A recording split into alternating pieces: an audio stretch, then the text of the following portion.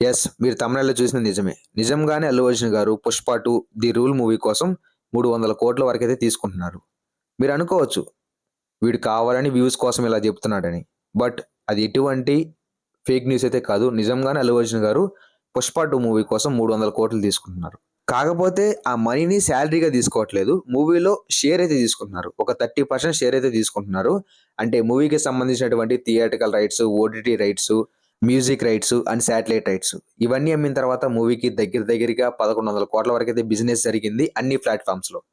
So, ఆ 1,100,00,00,000లో ఒక 30% share అయితే తీసుకుంటున్నారు. 30% షేర్ అంటే తెలుసు గదా! 310,00,00,000 ఎంతో కొంత వస్తుంది.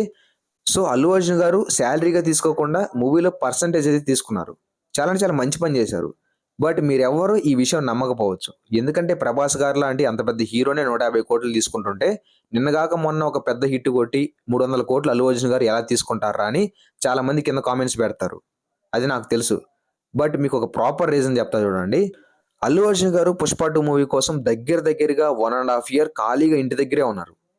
ఖాళీగా అంతే. అసలు ఎటువంటి వర్క్ చేయలేదు. అసలు మూవీ షూటింగ్ లేదు. మూవీకి సంబంధించినటువంటి ఎటువంటి వర్క్ లేకుండా ఖాళీగా ఇంటి దగ్గరే ఉన్నారు. ఆఫ్టర్ 'పుష్ప 1' కంప్లీట్ అయిపోయిన తర్వాత 'పుష్ప 2' మూవీ తీయడానికి స్టార్ట్ చేయడానికి 1 ½ ఇయర్ ఖాళీగానే ఉన్నారు.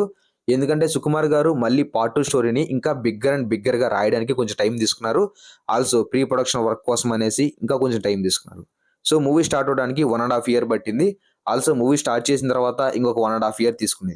దగ్గరగా 'పుష్ప 2' మూవీ కోసమే 3 ఇయర్స్ అయితే అల్లు అర్జున్ గారు ఇచ్చేసారు టైం దానికి.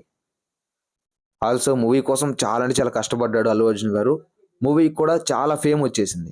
బిజినెస్ కూడా ఎక్కువ జరిగింది. సో, అల్లు అర్జున్ గారు ఇంత చేశాడు, ఇన్ని జరిగాయి కాబట్టి అల్లు అర్జున్ గారికి మూవీలో 30% షేర్ ఇయ్యడంలో ఎటువంటి ఇబ్బంది లేదు. అసలు ఎటువంటి తప్పు కూడా లేదు.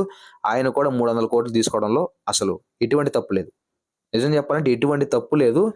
ఎందుకంటే ఒక పెద్ద హీరో తన ప్రైమ్ టైమ్‌ని అసలు మూవీ షూటింగ్ ఎటువంటిది లేకుండా 1 ½ ఇయర్ ఇంటి దగ్గరే ఖాళీగా కూర్చోమంటే ఎవడు ఒప్పుకోరు.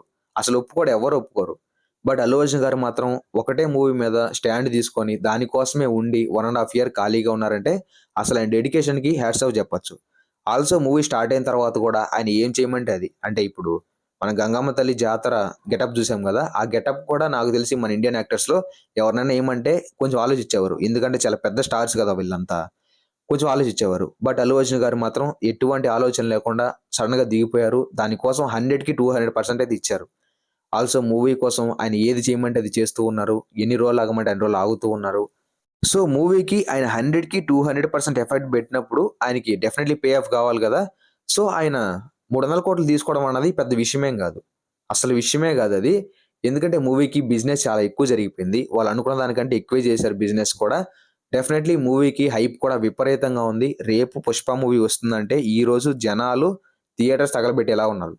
అంత హైప్ అయితే బిల్డ్ అయిపోయింది. ఆల్ ఓవర్ ఇండియా మొత్తం. అసలు యూఎస్ఏలో అయితే జస్ట్ టికెట్స్ ఓపెన్ చేయడం అలా ఎళ్ళిపోతూ ఉన్నాయి టికెట్స్ మొత్తం. అక్కడే కాదు మన ఇండియాలో ఓపెన్ చేసినా కూడా అలాగే అవుతుంది. సో, ప్రెజెంట్ 'పుష్ప' మూవీకి ఉన్నటువంటి క్రేజ్‌కి అల్లు అర్జున్ గారు 300,00,00,000 తీసుకోవడం అన్నది పెద్ద విషయమైతే కాదు. ఎందుకంటే ఆ 300,00,00,000 జస్ట్ మూవీకి హిట్ టాక్ వస్తే ఒక 2, 3 డేస్‌లో వాళ్ళు అనుకున్న దానికంటే డబుల్, త్రిబుల్ వచ్చినా కూడా ఆశ్చర్యపోవాల్సిన అవసరం లేదు.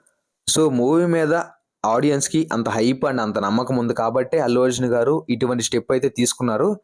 సో, అది మరి మొత్తానికి ఇదే విషయం. అల్లు అర్జున్ గారు 300,00,00,000 తీసుకుంటున్నారు అన్నది నిజమే కానీ, దాన్ని సాలరీకి అయితే తీసుకోవట్లేదు. మూవీలో పర్సెంటేజ్ తీసుకుంటున్నారు. దీన్ని మీరు గుర్తుపెట్టుకోవాలి. రేపు మూవీకి విపరీతమైన కలెక్షన్స్ వస్తే ఇంకా కొంచెం ఎక్కువ తీసుకునే అవకాశం కూడా ఉంది.